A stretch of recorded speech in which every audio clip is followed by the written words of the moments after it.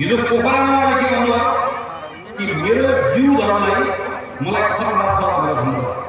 म पनि नेपालको सांसद हो, काठमाडौँबाट अहिले तपाईँको सरलाई आयो, यही अहिले शिविरले घरमा बस्छु।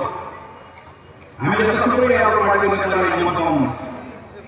हाम्रो पनि ज्ञान छ, हाम्रो पनि साथीभाइका छोरीहरू छ, घरमा आमा हुनुहुन्छ, हाम्रो परिवारका सदस्यहरू हाम्रो माया छ।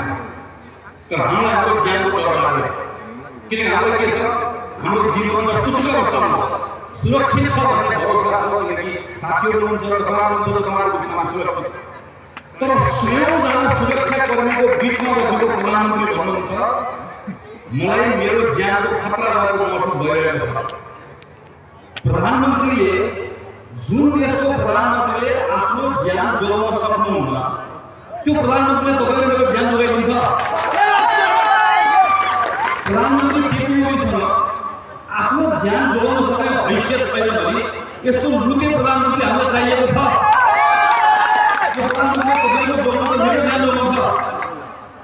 प्रधानमन्त्री केपी शर्मा ओलीले योग्यताको हिसाबले पनि नेपालमा प्रधानमन्त्रीले योग्यता राख्नु भएन, क्षमताको हिसाबले जुन प्रधानमन्त्री बालुवाडामा स्वयं सुरक्षाकर्मी, सेना, प्रहरी, सशस्त्र प्रहरी अथवा कस्तो पनि ब्रिफकेसमा बन्दुक बोकेर हिँड्ने, वरिपरि 200-300 सुरक्षाकर्मी राखेर हिँड्ने प्रधानमन्त्री डराउँछ भने यस्तो कातर प्रधानमन्त्रीले तपाईको मेरो जीव ज्यानको सुरक्षा गर्न सक्दैन। प्रधानमन्त्रीले संसद गठन गरिसके पछाडि प्रधानमन्त्रीले रूपमा काम गर्ने कुरा आफैमा अनैतिकताको करार छ। त्यसैले नेपाली काङ्ग्रेसको तर्फबाट यो बेलामा प्रधानमन्त्रीबाट हाम्रो कुनै अपेक्षा पनि छैन। प्रधानमन्त्री अहिले खाली प्राविधिक हिसाबले मात्र प्रधानमन्त्री हुनुहुन्छ। अब केही समय पछाडि उहाँको विदा गर्नुपर्ने कुराको जिम्मेवारी पनि हामीले पुरा गर्नुपर्छ। त्यसैले केपी शर्माले कुरा छोड्दिनु। अब अर्को कम्युनिस्ट पार्टी कहाँ छ? अर्को कम्युनिस्ट पार्टी सडकमा छ। सडकमा बसेर प्रचण्ड मानव नेपाल समयको कम्युनिस्ट पार्टी सडकमा छ। हिजो सँगसँगै मेरो चुनाव लड्नु, हिजो सडकमा गएर नेपाल कम्युनिस्ट पार्टीले पनि तपाईँ मेरो जीव ज्यानको, तपाईँ मेरो मान सम्मानको रक्षा गर्न सक्दैन।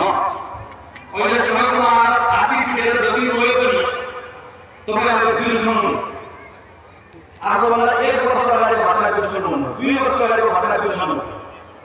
संसदभित्र केपी शर्मा ओली सबैभन्दा पहिलो अवस्थामा गएको बेलामा यस्तै होस्टलमा उभिएर पहिलो दिन मैले दुवै नगरपालिका गर्ने काङ्ग्रेसको तर्फबाट सबै सांसदहरू बस्नुभयो। म माथि गएर बोलेँ र मैले प्रधानमन्त्री केपी शर्मा ओलीलाई भने तपाईँलाई बधाई छ, तपाईँले 5 वर्ष देश चलाउनुहोस्, तपाईँले राम्रोसँग चलाउनुहोस्, काङ्ग्रेसको तपाईँलाई मद्दत गर्नुहोस्। तपाईले यो कुरा गर्नु भएको छ, तपाईले 5 वर्षभित्रमा नेपाली किसानले उत्पादन गरेको कुराले नेपाललाई खान पुग्छ मात्र होइन, भारतलाई बेचेर पैसा पनि कमाउने बनाउँछु भन्नुभएको छ।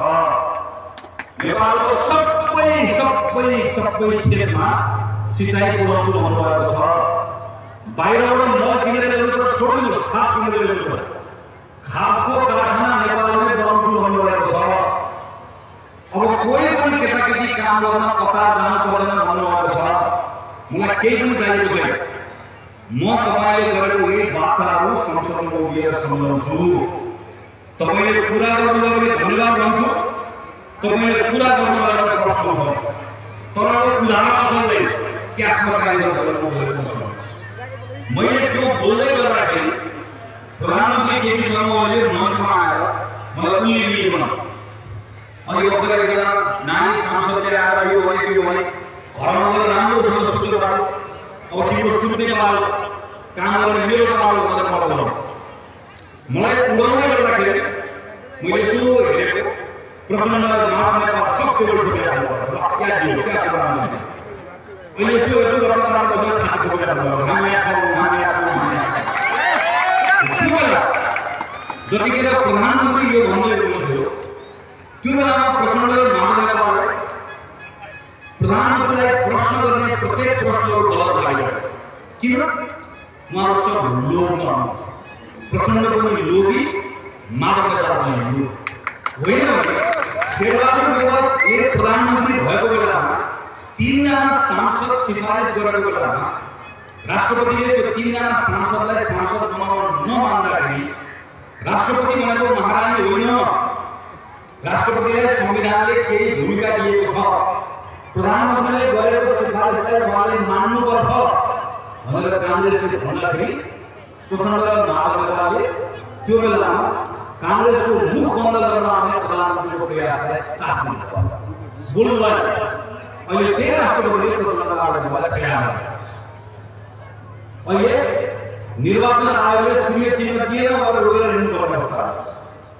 हिजो निर्वाचन आयोगमा प्रधानमन्त्री केपी शर्मा ओलीले आफ्नो कार्यकर्ता भर्ना गर्दा यस्तो निर्वाचन आयोगमा कार्यकर्ता भर्ना गर्न नदिऊ भनेर कांग्रेसले बोल्ने गर्दा स्वीकृत बोल्नुभयो। अहिले अदालतले के निर्णय गर्दा भनेर डराउनु पर्ने अवस्था, अदालतमा यो हस्तक्षेप नगर्नु भनेर भन्दै गर्दा स्वीकृत बोल्नुभयो। यस्तो कहिले घटनाहरू भयो, कहिले बोल्नुभयो। सबैभन्दा ठुलो कुरा हो तपाईहरु नाम गर्न पनि कोही फटा छ, ठग छ, दुई चार पैसा ठगेर कमाएको छ भने त्यो ठगले पनि के गर्छ, त्यो ठगले पनि के गर्छ भने विपद परेको बेलामा आफूले ठगेर कमाएको पैसा छ भने पनि आफूले दान दिन्छु भन्छ। अघि हाम्रो समाजले चर्चा गर्नु हाम्रो त्यो 84 रुपैयाँको जुनी हुने गर्दाखेरि हामी कहिले पनि बोले जति गरे पनि हाम्रो पेट भरिँदैन। त्यो सोच्छ मान्छेले त्यो बेला जब गाउँघरमा दुःख पर्छ, हावाहुरी आउँछ, शीतलहर हुन्छ, त्यो बेलामा ठगेर कमाएको मान्छेले पनि 2 पैसा दान दिनुपर्छ। तर कस्तो विचित्र देश हेर्नुहोस्, त्यत्रो ठुलो कोरोनाको कारणले गर्दाखेरि हाम्रो अर्थतन्त्र चौपट भयो, सबै मान्छेहरू घरबार बिग्रियो, उपचार गर्न पाएन।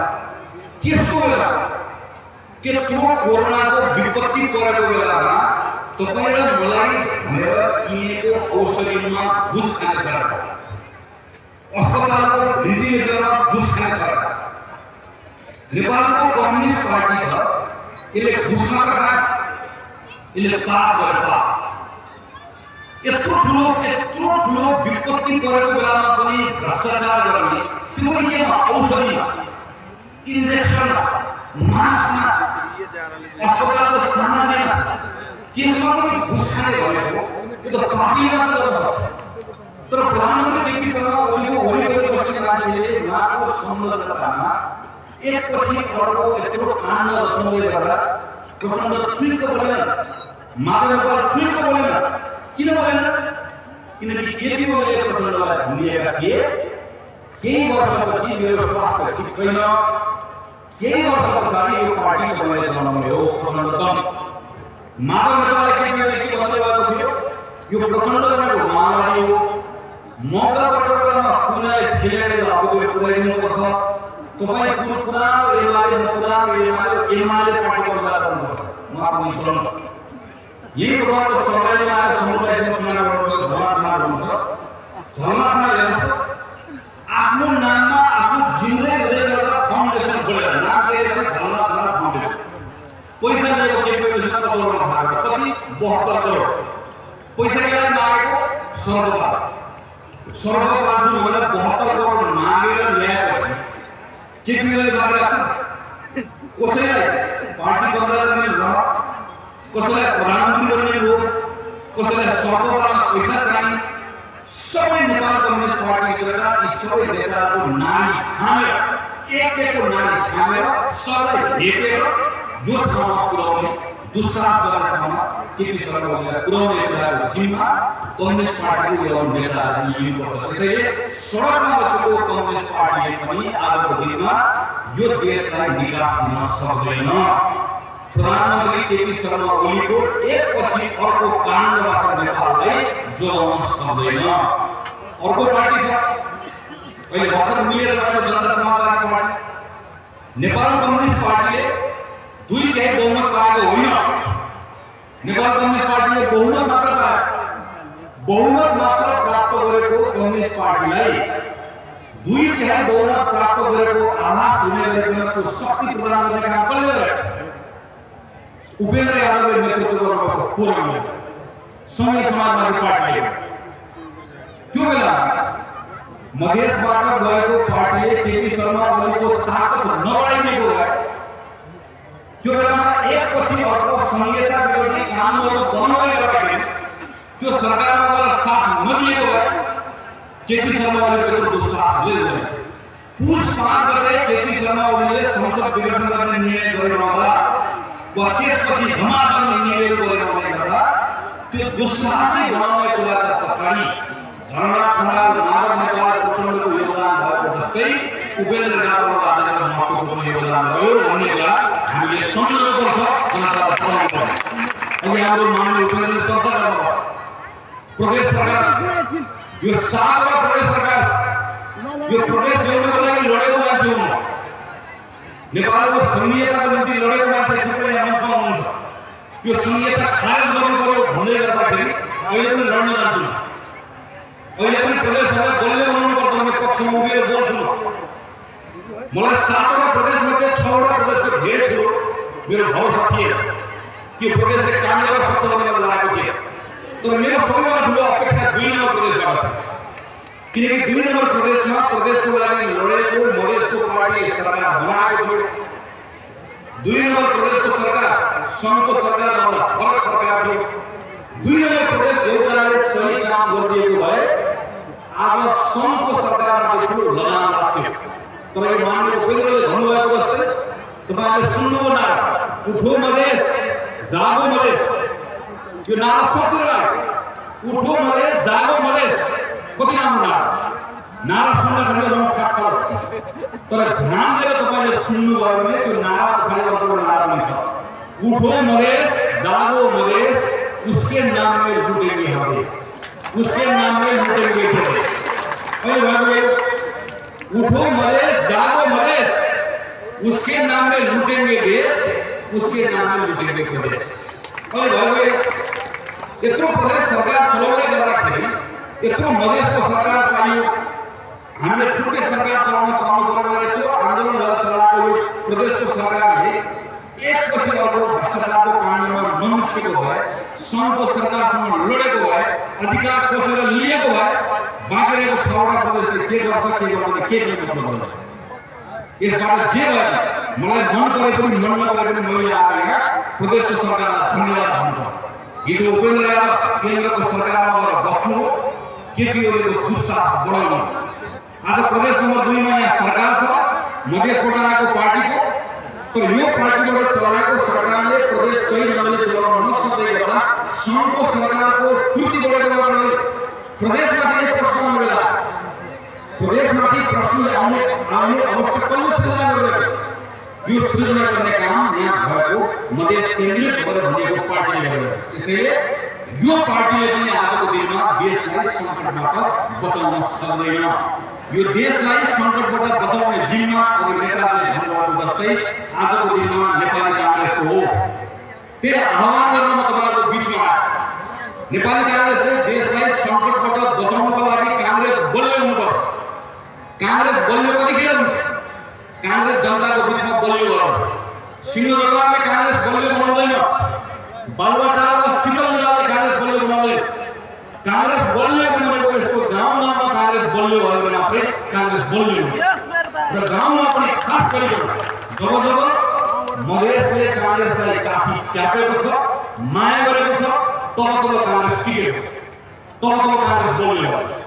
तर यो भन्दै गर्दा काङ्ग्रेस आफूले पनि मधेसले गरेको त्यो मायाको ऋण तिर्न सकेन भन्ने बारेमा सोच्नुपर्छ, समीक्षा गर्नुपर्छ। आज हाम्रो काममा केही विशेष जिम्मेवारीहरू छ।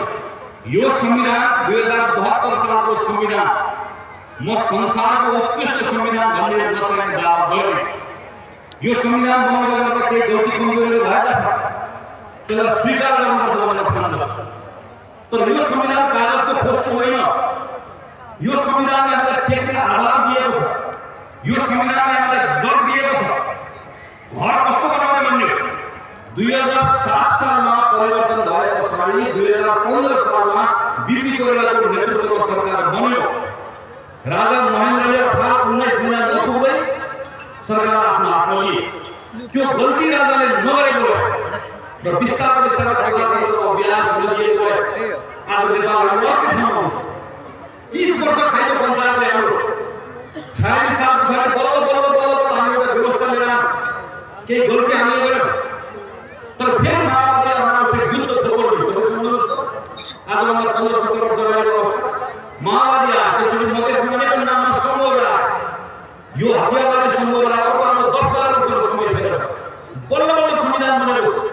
यो संविधान पनि फेरि गयो भने अर्को 10 वर्ष गयो फेरि गयो अर्को वर्ष। त्यसैले यो संविधान जोगाउने कांग्रेसको जिम्मा। त्यसैले पहिलो कुरा कांग्रेसको आजको पहिलो कांग्रेसको एजेन्डा भनेको यो संविधान जोगाउने। यो संविधान जोगाउनका निम्ति पहिला यो संविधानमाथि घात गर्ने केपी ओलीलाई दण्डित गर्ने, त्यसपछि अहिले संसदमा भएको कुराको निकास दिने, त्यो निकास दिएर देशलाई डोगाएर चुनावमा लिएर जाने।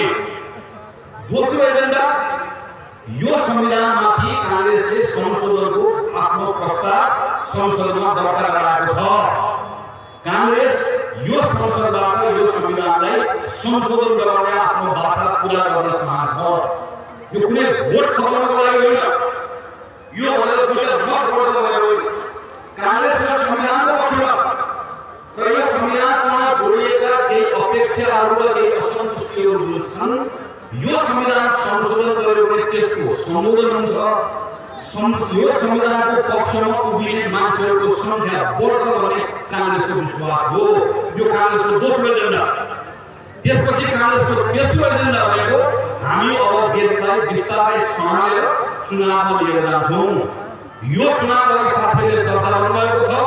यो चुनाव फेरि कांग्रेसले जित्यो र यो पटक सर्लाहीको यो क्षेत्रमा पनि सभापति आउनुहुन्छ, मेरो आदरणीय दुईजना केन्द्र सदस्य आउनुहुन्छ, सबै सर्लाहीको नेताहरू आउनुहुन्छ। सब एक ढिक्का भएर यसपालि सर्लाहीको चारै क्षेत्रमा नेपालीको विचारमा झण्डा गाड्ने शान्त गर्न जित्यो।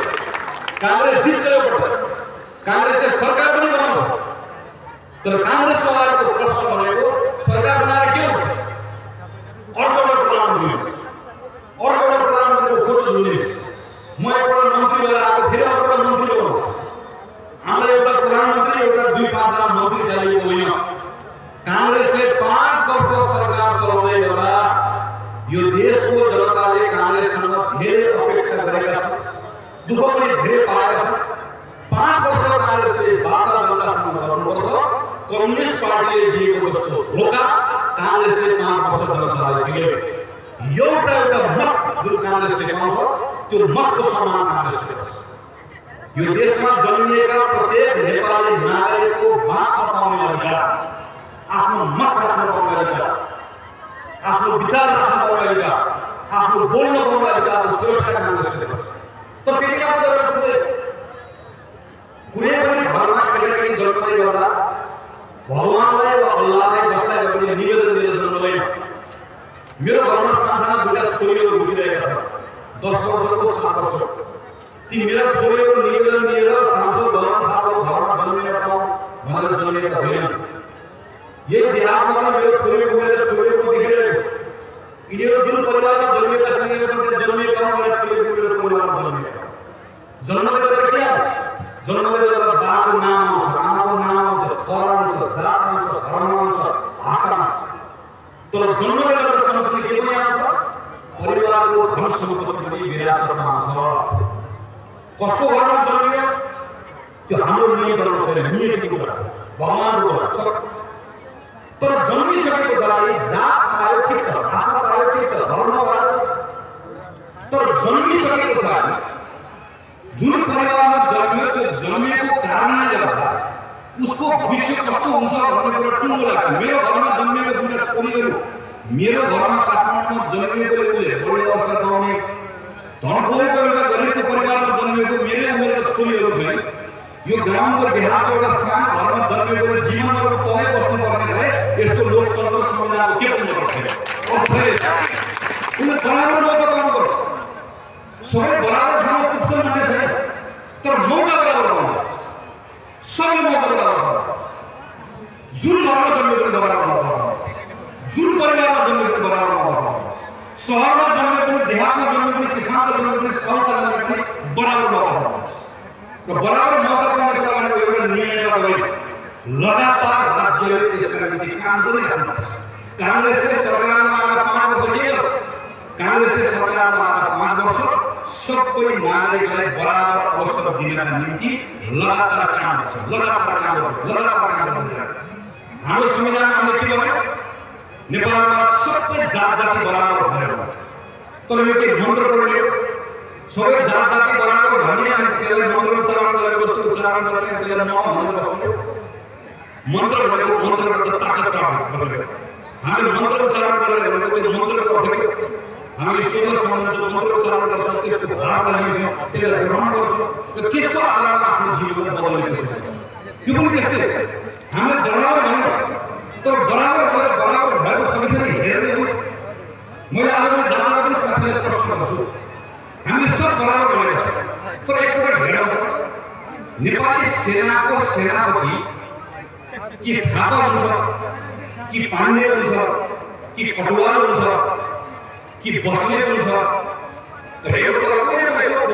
राणा हुन्छ कि शाह हुन्छ कि कार्की हुन्छ तर आजसम्म नेपाली सेनाको सेनापति कुनै पनि मधेसीको छोरा किन नभयो कुनै पनि थाहा किन नभयो हुन पाइँदैन भन्दैन संविधान बराबर हुन्छ तर छ छैन यतिकै छोड्यो भने हुन्छ यतिकै छोड्यो भने अब 15 20 25 वर्ष नेपालको सेनापतिमा हामी कोही पनि मधेसको मान्छे कोही पनि थाहा कोही पनि छोरा हामी टाइपको भयो त्यो सेनापतिहरू देख्न सक्दैनौँ पार्टी बदलिन्छ प्रधानमन्त्री बदलिन्छ तर एकपल्ट हेर्नुहोस् त प्रधानमन्त्रीको हुन्छ कि थापा हुन्छ कि राणा हुन्छ कि चन्द्र हुन्छ कि देउडा हुन्छ कि ओली हुन्छ कि कोइराला हुन्छ कि भट्टराई हुन्छ कि खनाल हुन्छ कि नेपाल हुन्छ जुन पार्टीबाट आए पनि खनाल नेपाल दाहाल कोइराला थापा चन्द्र बाहेक कुनै पनि पार्टीबाट कांग्रेसबाट होला एमालेबाट होला राप्रपाबाट कुनै पनि पार्टीबाट कुनै पनि मधेसीकै नेपालको प्रधानमन्त्री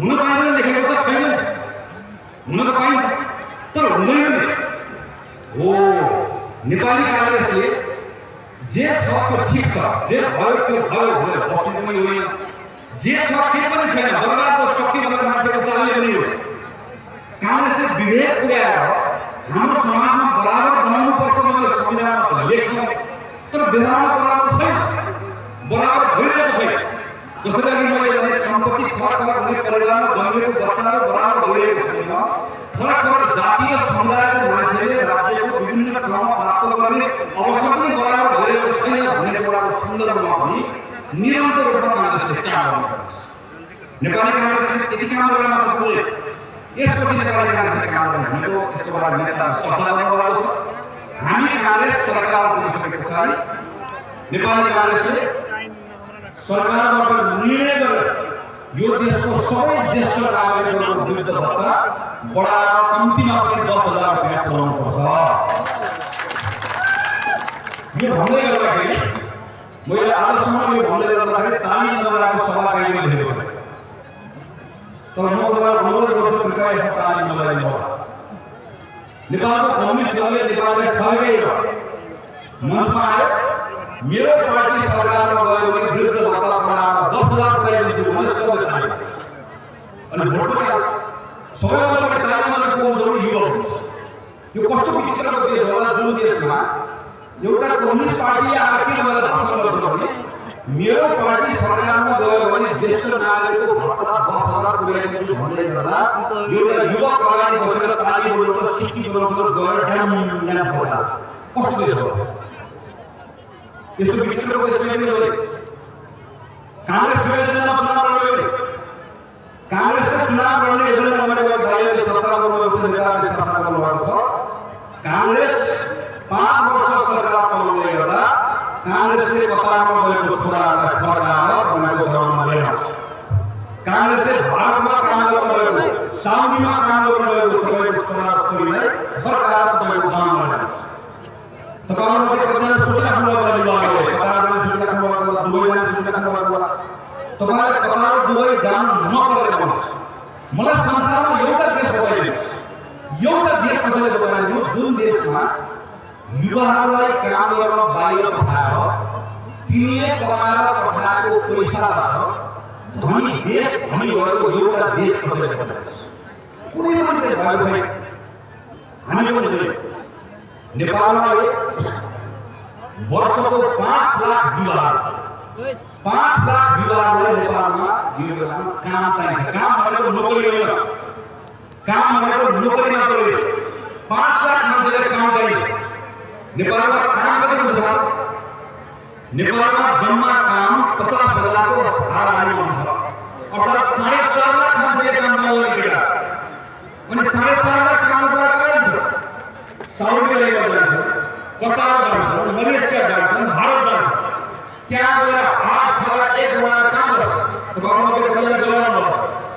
अनि मुस्किलले महिनाको 20,000 30,000 कमाउँछ अनि त्यो पैसा गाउँमा आफ्नो श्रीमतीले आमालाई पठाउँछ अनि गाउँको श्रीमतीले आमालाई बजारमा गएर सामान किन्न जानुहुन्छ त्यो सबै सामान भारतबाट आउँछ नेपालले 100 रुपैयाँको भारतबाट किन्दै गर्दा कति रुपैयाँको बेच्छ थाहा छ जम्मा 16 रुपैयाँको बेच्छ 100 रुपैयाँको किन्दै गर्दा 16 रुपैयाँको बेच्छ वर्षको 25 करोडको धान मात्र किन्छ नेपालले वर्षको 8 अरब रुपैयाँको भारतबाट कुखुरालाई खुवाउने दाना बनाउन चाहिने भटमास मात्र किन्छ 8 अरब यसले भटमास पनि किन्छ धान पनि किन्छ तरकारी पनि किन्छ सबै किन्छ त्यो किन्नको लागि मान्छेका कतार अनि कतार मलेसिया काम गर्न पठाएर तिनले यहाँ आएर पैसा पठाएर त्यो पैसाले भारतबाट खाद्यान्न तरकारी किनेर त्यो किन्दै गर्दा उठाएको पैसा सरकारको खुकुरीमा जम्मा गरेर अनि सरकारको मन्त्री आएर यहाँ आएर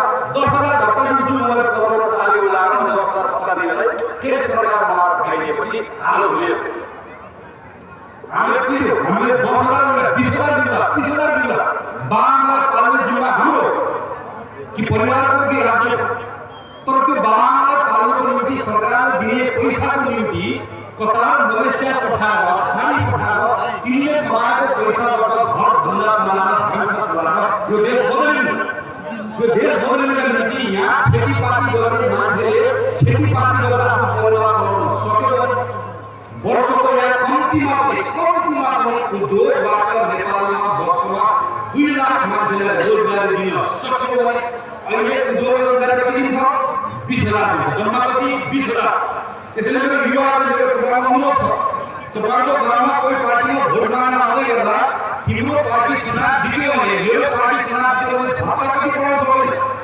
अहिले 20,000 जम्मा वर्षको 22,000 मान्छेलाई काम दिने उद्योग खोल्ने देशमा 2 लाख मान्छेलाई काम दिने देश कसरी बनाउने भन्ने कुरा अब सबैभन्दा महत्त्वपूर्ण कुरा तिम्रो पार्टीले गर्न सक्छ कि सक्दैन भनेर प्रश्न गर्यो र म काङ्ग्रेसको कार्यकर्ता गर्दै खेतीपाती गर्ने मान्छेले खेतीपाती गरेर जीवन धान्न सक्ने त्यो 2 लाख युवाहरूलाई नेपालमा रोजगारी दिन सक्ने अवस्थामा हामीले 5 वर्षभित्र यो देशलाई पुर्याउने क्षमता नेपालले काङ्ग्रेसले राख्छ र जुन देशमा नागरिक स्वतन्त्र रूपले हिँड्न सक्छ सबैको भाषा धर्म संस्कृतिको बराबर सम्मान जुन घर परिवारमा जन्मेको बराबर अवसर पाउँछ जुन देशको तरुणीहरूले त्यही देशमा काम गर्न पाउँछन् त्यही देशको नागरिकले देशलाई माया गर्छ म तपाईँहरूको मञ्चमा यहाँ उभिएर काङ्ग्रेसको कार्यकर्ता भएर मधेसको साथीहरूको बिचमा आएर मधेसको सबैभन्दा ठिक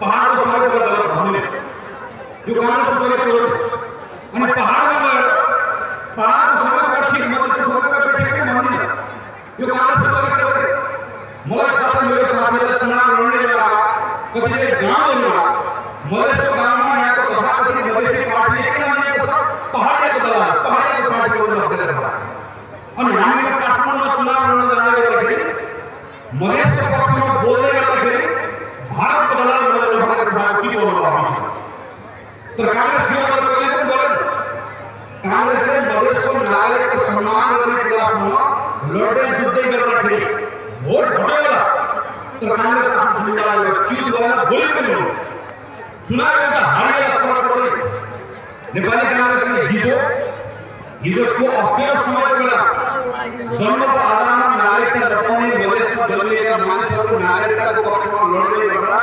काङ्ग्रेसले 40 लाख नागरिकता बाँड्यो भन्ने गाली मात्र खाएन काङ्ग्रेसले आरोप मात्र खेपेन काङ्ग्रेसले लाखौं भोट पनि मागेको तर पनि काङ्ग्रेस के गर्ला यहाँको नागरिक अधिकारलाई लड्यो भोलि पनि लड्छ यो जिम्मेवारी नेपाली काङ्ग्रेसले पुरा गर्दै गर्दा म आम पार्टीको साथीलाई आग्रह गर्न चाहन्छु हामीसँग एउटा अवसर आएको छ यो अवसरमा अलिकति सुझाव तुल्याएर काम गर माथि नेपाल कम्युनिस्ट पार्टीको विभिन्न संस्थाले नेपाल कम्युनिस्ट पार्टीको कारणले गर्दा देश भ्रष्ट भएको छ केही दिन नेपालको विकास खोज्छौँ यो विकास खोज्दै गर्दा संविधानको पक्षमा आएर खोज्छौँ पार्टी अधिवेशनमा घुमिसकेको छ अधिवेशनको सन्दर्भमा तपाईँहरूले गर्नुपर्ने कामहरू गर्नुहोला थोरै समय लाग्छ तर देश निर्वाचनमा लाग्छ त्यो निर्वाचनको तयारी पनि तपाईँले तल गर्नुहोला तल तपाईँले निर्वाचन गर्दै गर्दा माथि एकपटक हामीले गर्ने तयारी भनेको यो पटक 5 वर्ष सरकार चलाउने जिम्मा पाउने गर्दा कांग्रेसले यो संविधानमा लेखेको अभिलेखको संस्थाले एउटा विषयलाई त्यसलाई मन्त्रको रूपमा ग्रहण गरे त्यसलाई व्यवहारमा अनुवाद गर्नका निम्ति स्पष्ट योजना बनाएर कांग्रेसले काम गर्यो। त्यो काम कांग्रेसले गर्छ। तपाईहरुले आजको कार्यक्रममा पनि केही विषयहरू फोन गर्छ। तत्काल तपाईहरुलाई परेको समस्याहरू फोन गर्छ। तत्काल तपाईहरुलाई परेको समस्यामध्ये दुईटा समस्या, एउटा यहाँको चिनी उद्योगसँग जोडिएको समस्या, यहाँ किसानहरूले भुक्तान बताउनु भएको समस्या र अझ महत्त्वपूर्ण समस्याहरू जो माग्नेहरूले चर्चा गर्नु माग्ने गरिला सबै हाम्रो नेताहरू साथीले चर्चा गर्नुभएको छ। अब सुनिए अनि हाम्रो यहाँको अरू साथीले चर्चा गर्नु कि यहाँको सीमाको बारेमा छ कि यहाँको सीमामा जुन खालको व्यवहार हामीले अहिले गर्यौँ हामीले सुझबुझ पुर्याउन नसक्दाखेरि यहाँको नागरिकले पाउनुभएको दुःखको बारेमा मानिसले भन्नुभएको छ। अब यहाँको पार्टी सभापति माननीय कुराकानी गर्दै अब आइतबार एउटा संसद छ। तपाईहरुको यो विषयले संसदमा पनि प्रवेश पाउँछ र यहाँको सीमामा जुन दुःख पाउनु भएको छ यो दुःखको हल कांग्रेसले तपाईँको हल चाँडोभन्दा चाँडो सरकारसँग लडेर निर्णय ठिक गर्न लगाएर तपाईँले पाएको दुःखको हल हामीले खोज्छौँ।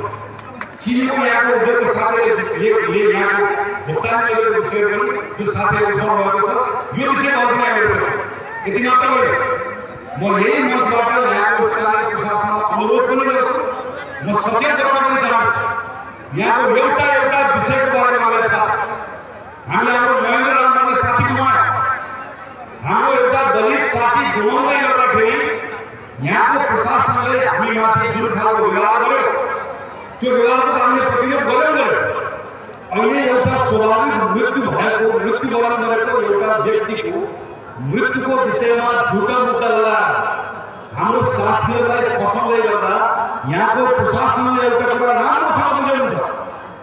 यहाँको प्रशासनले कांग्रेसको पक्षमा काम गर्यो हाम्रो आग्रह छ।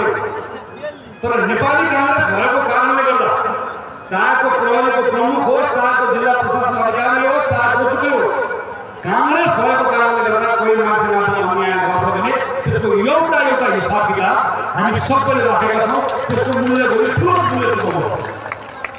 यहाँको प्रशासन चलाउने मान्छेले राम्रोसँग बुझेको छ यो कांग्रेस हो, यो मजदुर किसान पार्टी होइन, नेपाली कांग्रेस हो। र नेपाली कांग्रेस पार्टी हो। यसले फेरि केही समय पछाडि जिम्मेवारी लिन्छ, जिम्मेवारी चलाउँछ। त्यो बेलामा हामी कोही माथि अन्याय गर्न चाहँदैन। हामी यो बेलामा यहाँको कुनै प्रशासनले कांग्रेसलाई अतिरिक्त माया गरिदियो, दया गरिदियो, सहानुभूति राखिदियो यो पनि हाम्रो कुरा छैन। तर कांग्रेस भएको कारणले गर्दा यहाँको एसपी साहब, यहाँको सिडिओ साहब सबैले मेरो आग्रह छ, तपाईँ सबै नागरिकसँग बराबर व्यवहार गर्नुहोस्। तपाईँ केपी ओलीको सिडिओ होइन, तपाईँ केपी ओलीको एसपी होइन, नेपाल सरकार हाम्रो पनि हो, हामी सबैको र हाम्रो सरकारको प्रतिनिधि भएर तपाईँले व्यवहार गर्नुहुन्छ।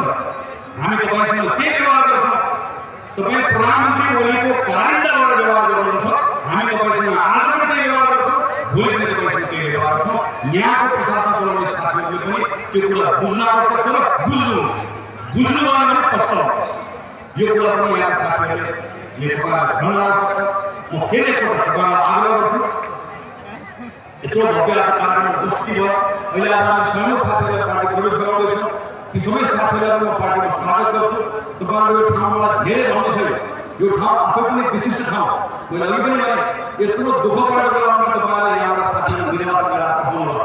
यो पटक हामीले धेरै कामहरू गर्न सकेनौँ होला, किनकि हामीले सरकारमा थिएन मात्र होइन, प्रदेशमा हाम्रो दुईटा माननीय हुनुहुन्छ, उपेन्द्रजी वीरेन्द्रजी, माथि सम्म तपाईँलाई पठाउनुभएको साथी कङ्ग्रेसजी हुनुहुन्छ, अरू हाम्रो पार्टीको नेताहरू यहाँ हुनुहुन्छ, नागरिकले हाम्रो पार्टी सभापति आफू मान्ने सांसद हुनुहुन्छ।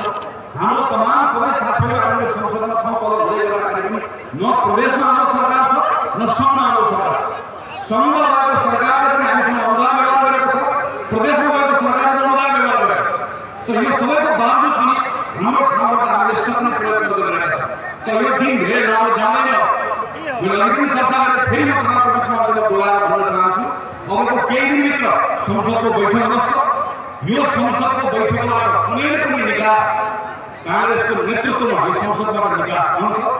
न सरकार चलाउने प्रधानमन्त्री ओलीको पार्टी, न सडकमा बसेको पूर्व प्रधानमन्त्री प्रचण्डको पार्टी, न मधेसको नाममा झन्डा झोला बोक्ने उपेन्द्र यादव राजेन्द्र महतोको पार्टी, कुनै पनि पार्टीले आजको दिनमा देशलाई विकास दिने सक्दैन।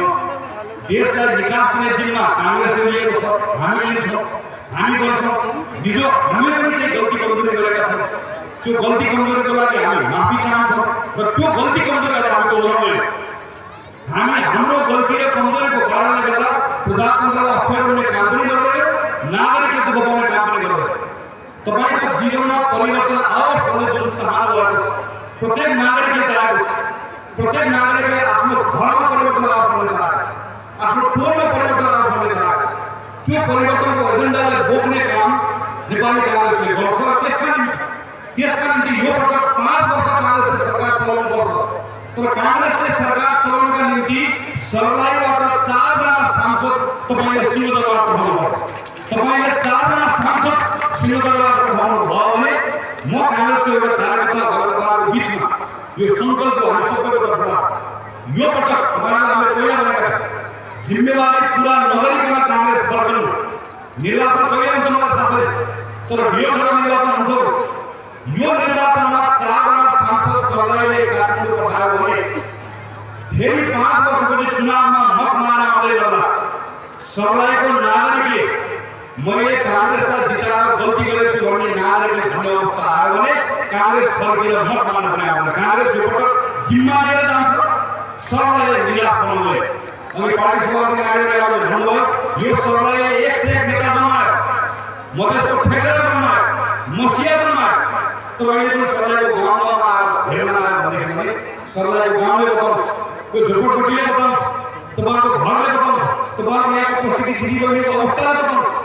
सर्लाहीको दुःखले बताइरहेको छ, सर्लाहीको अनुहारको कुरा फेर्दियो, तपाईको गाउँको अवस्थाको कुरा फेर्दियो। 5 वर्ष कांग्रेसले जिम्मा लिएर जाँदै गर्दा हिजो गरेको गल्ती कमजोरी एउटा पनि नदोहोऱ्याइकन तपाईलाई निराश नगराइकन यो पटकको मौकालाई सदुपयोग गर्ने संकल्प हामी गर्छौँ। पार्टीको साथीहरू मञ्चमा बस्नुभएको, तल बस्नुभएको सबै साथीहरूले अधिवेशनको एक क्रममा पनि सानातिना कुरालाई बिर्सेर किन बिर्सेर भने अधिवेशनको लगत्तै 4 महिनापछि देश चुनावमा जान्छ। अधिवेशनमा त लडाइँ आयो, तर भगवान अशोक कार्तिक मङ्सिर 3 महिनाको चुनाव लड्नु छ। या चुनाव यो यहाँ चुनाव गरेको प्रदेश चुनाव गर्नु, यो प्रदेशको चुनाव भइरहेको अगाडि आउँछ। रायमाझी भन्दै निर्वाचनको तयारी के छ? त्यही भएर पहिला सङ्घको चुनाव गर्नु छ, प्रदेशको चुनाव गर्नु छ, पार्टीको चुनाव गर्नु छ। पार्टीको अधिवेशनले हाम्रो ताकत बढाउनुपर्छ, हाम्रो एकता बढाउनुपर्छ। त्यो ताकत र एकता बढाएर एक ढिक्का बनाएर हाम्रो अधिवेशनबाट ताकत त्यसपछि निर्वाचनमा विजय प्राप्त गर्ने गरेर पार्टीको साथीहरू लाग्नुभएको छ। लाग्नुहुन्छ भन्ने विश्वास व्यक्त गर्दै यत्रो भव्य कार्यक्रममा मलाई उपस्थित हुने मौका दिनुभयो। पार्टीको आयोजक साथीहरूलाई हार्दिक आभार प्रकट गर्दै यो ठाउँको सबै संगठन साथीहरूलाई फेरि एकपल्ट अभिनन्दन गरेर आफ्नो टुङ्गाउँछु। धन्यवाद, नमस्कार, जय नेपाल।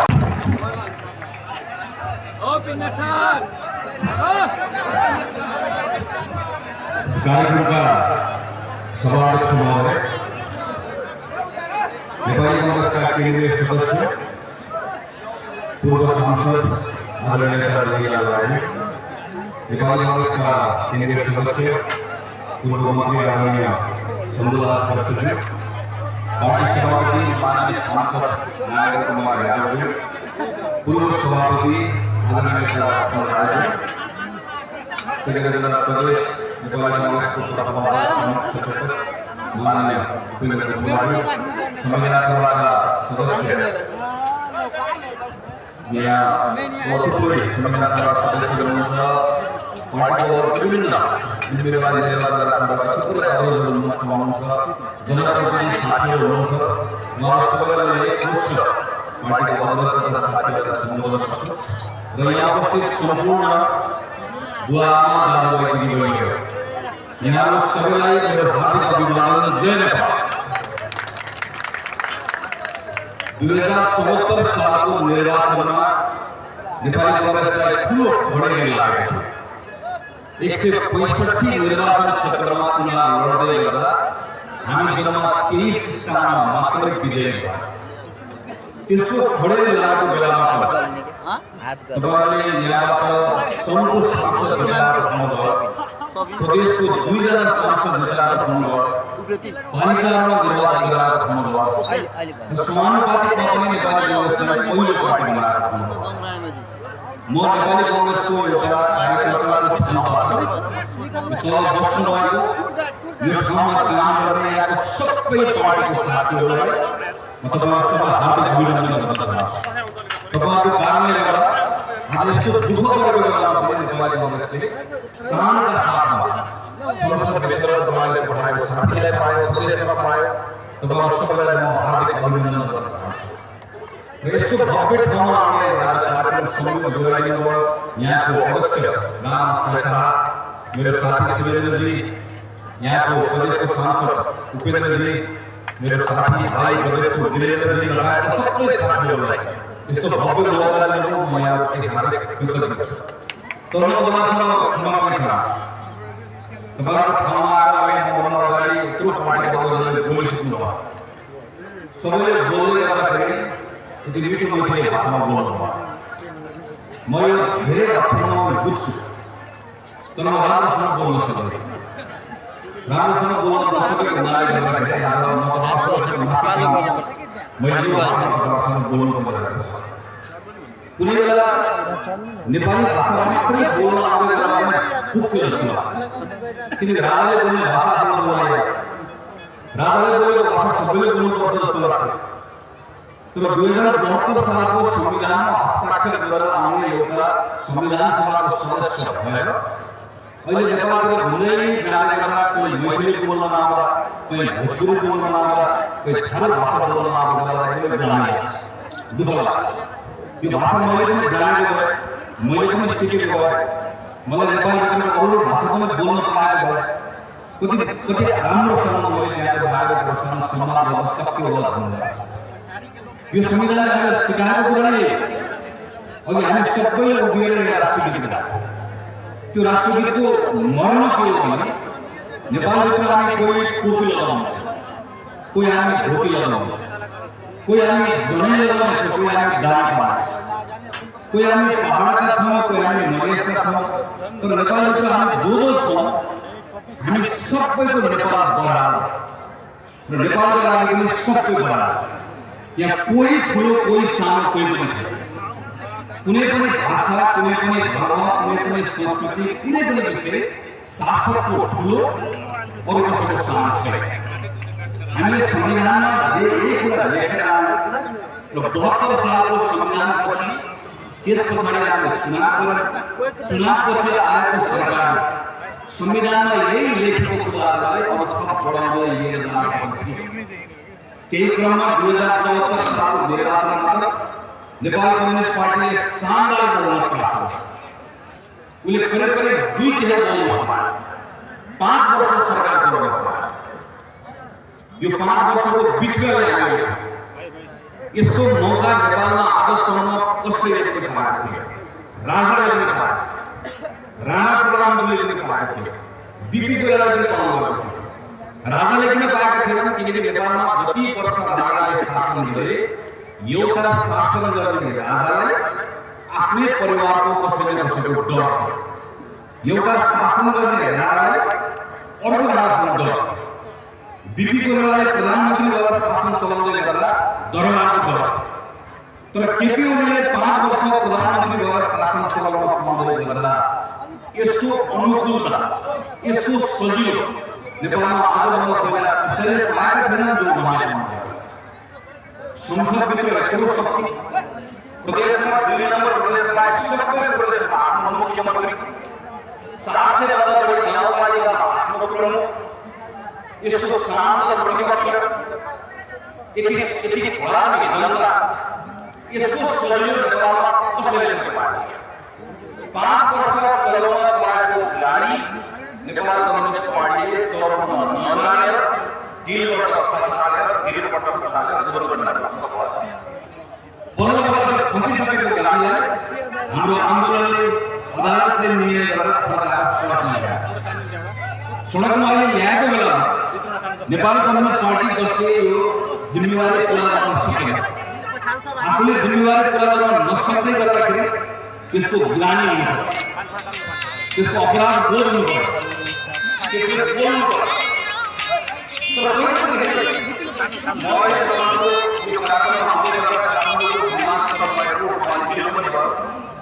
माधव नेपाल देन सुभाष खनाल देन तपाईको छिमेकी जिल्लाको मन्त्री प्रभु साथेन एउटा मन्त्री ज्वाला सारा ल्याएको सबको दौडा दौड छ प्रधानमन्त्री झापा जाँदै हुनुहुन्छ माधव नेपाल बिराटनगर जाँदै हुनुहुन्छ प्रभु साथ पूर्व अर्को पश्चिम सबै कम्युनिस्ट कोइका दौड तर सबै दौड किन